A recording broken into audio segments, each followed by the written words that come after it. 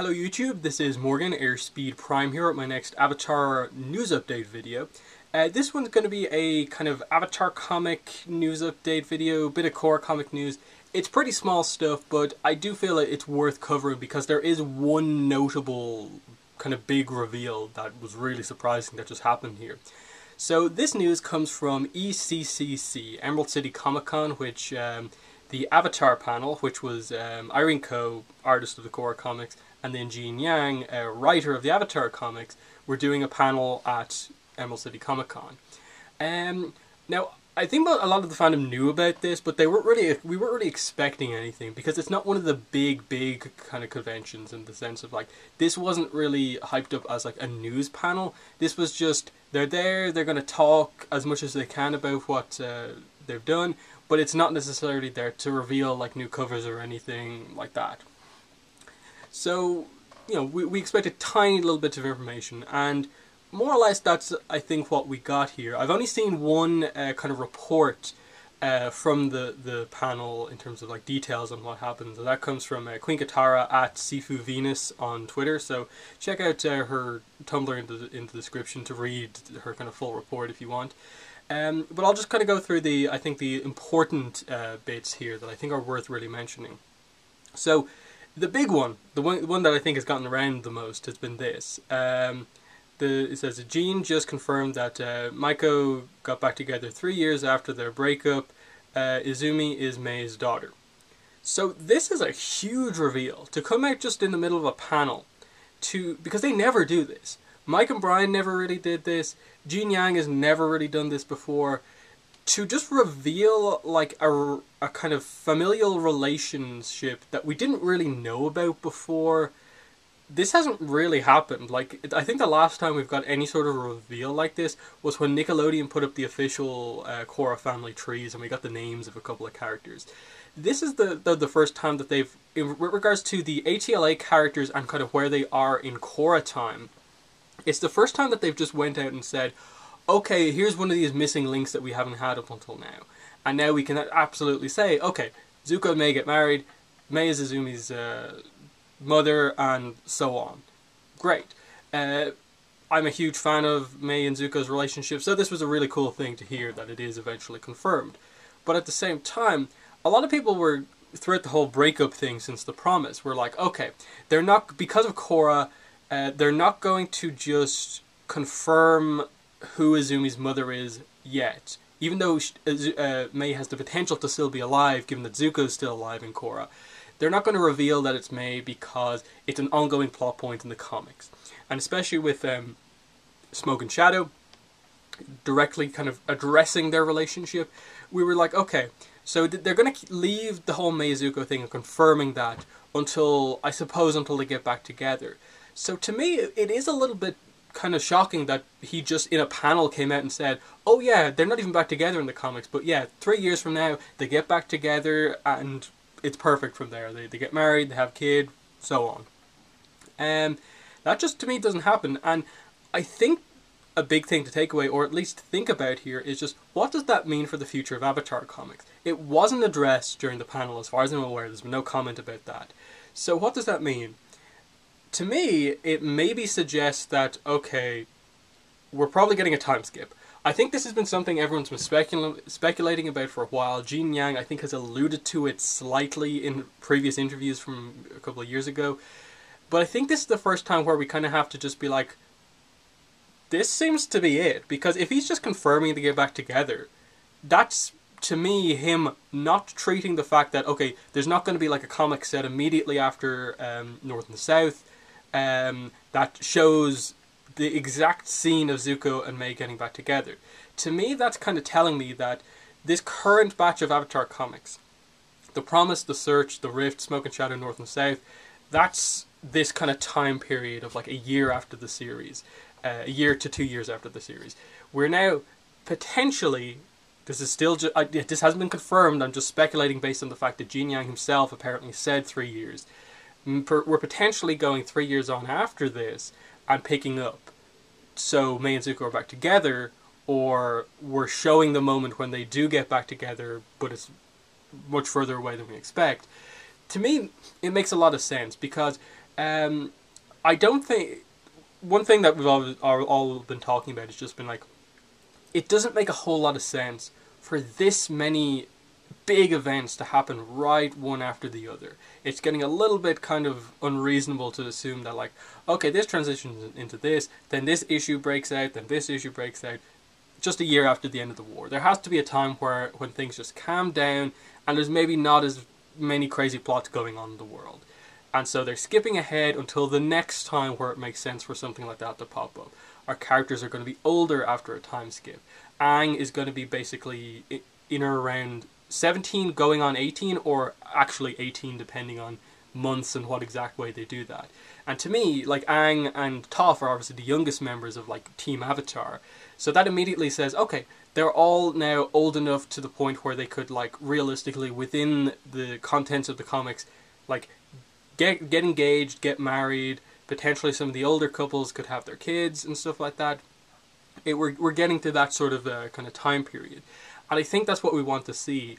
And the characters are just a little young right now in the comics to the point where, like, cool, we can get some cute moments between them. But we're not going to get the big moments that we kind of want in terms of big life events because they're just that little bit too young. That, like, Aang is only, like, 14, just about to go on 15, where he is in the comics now. And we don't really see a marriage proposal happening just yet because of that. So it makes a lot of sense for a time skip to happen. And the fact that he would just confirm this, confirm that Azumi's mother is Mai, is big. Like, this is the equivalent of, like, say, like, next week, Mike and Brian come out and say, oh yeah, Su-Yin's father was the Duke. They just come out and confirm it, and just like, why now? Like, you've left us, like, hanging on this thing for, like, 3 years. Why would you now all of a sudden reveal this? Why is Jean suddenly allowed, basically, to say this big reveal that specifically wasn't never told to us about Korra? I know I'm making a big deal about this, but I think it has some sort of impact behind it. And there has to be some kind of, I think, meaning behind why he specifically says 3 years. Like, why him, who, yes, is involved in Avatar, but is the writer of the comics? Why would he specifically be told this information about Mai? That, like, he must have got this from either Mike and Brian, or he wrote it himself. That, oh yeah, they get back together 3 years after their breakup. So that's what happens. Mike and Brian told me that. And I was like, why would they just randomly say that? Like, what's the significance of it being 3 years later? Unless he wrote it and there's a story with them that takes place 3 years later that they would address that situation in. That's the thing with this. Like, it's such a specific piece of information in that, like, if he didn't say the 3 year bit, I don't think there'd be any discussion really to have here.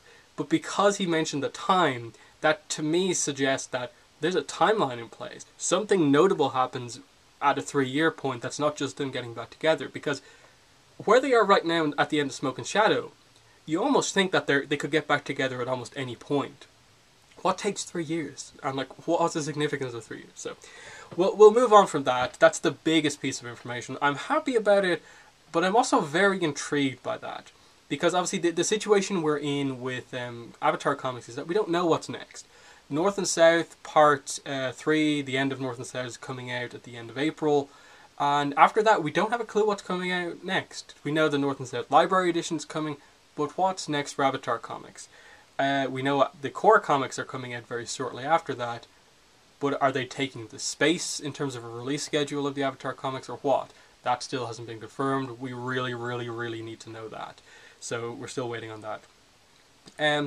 After that, there's a couple of information. Like she says here, Smoke and Shadow was originally was supposed to be fitted in the show, but wasn't able to be fitted in. So this idea, that's a really interesting one. In that, like, obviously it's a very quick Twitter comment there to suggest that, but, like, fitted into the show, like, how? Like, because we know Zuko going after his mother was pitched as a TV movie and Nickelodeon didn't want it. So how was this idea of, like, the Smoke and Shadow story of, like, Ozai post-series? Like, I assume potentially what that means is that the idea for the movie perhaps was, like, that they maybe blended the story of Smoke and Shadow and the story of the search together. That like there was this search for their mother, but also involved in that was the whole New Ozai Society thing. But who knows? Another tweet is there will be a new character in LOK that's South Asian. So this is on the Korra side of things.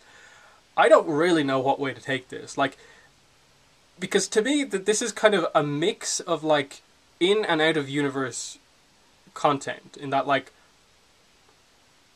the idea of like someone being Asian doesn't mean anything within the Avatar world. That is something that only actually matters when you address like the reasoning behind like what inspires the show.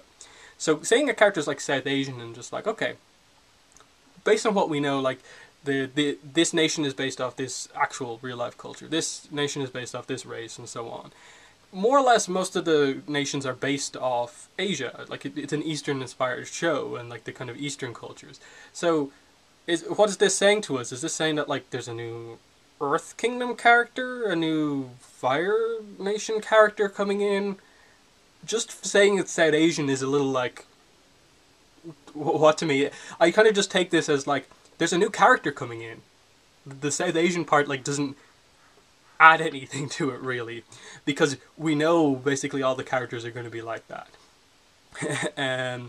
But anyway, she says, you know, Irene draws her friends as background characters, and her boyfriend is getting beat up at the back usually. Okay. Jin Yang says Avatar is the best show America's ever aired. Okay. They kiss twice, so that obviously is referring to Korrasami, I assume. There's not much context to the tweet. I assume that's what it has to be given the back and forth nature of this. So that must mean Korrasami, that we know there's at least one kiss, but now we know there's two. So that's fine. There's not a lot to talk about with that, just that like, oh, they're committing to it a lot. So that'll be interesting to see. We get some Kainora in the comics, so that's obviously Kai and Janora's relationship. I'm really happy about that. Even if it's just a couple of pages, it's something we absolutely need to see, just what their relationship is, because they developed it in book 3, but then in book 4, like, never really committed to showing them interacting, even though they were dating. So hopefully we'll get some nice moments between those two. I think that's it. I think that's the majority of the tweets. The main thing is the May confirmation, and then just like, okay, there's a new character coming in, and then like Kainora, okay, cool, and there's a second kiss. But that May thing, in the comments, let me know what your interpretation of the whole May reveal, the 3 year later bit, confirming stuff about Korra as well. Let me know what your thoughts are on that, because I may be going a little bit too far, a little conspiracy theory in here, but I think that is kind of confirming that obviously what Gene is working on right now would have to realistically be the early stages, probably, or something like that, maybe further along, of what's next for Avatar comics. And maybe there's a longer delay between where we are now and the next series, but that when we do get the announcement of the next Avatar series, it probably will be a time skip. That's what I'm thinking. But in the comments, let me know what your thoughts are on that. But yeah, that's been the video. Thanks for watching, and bye.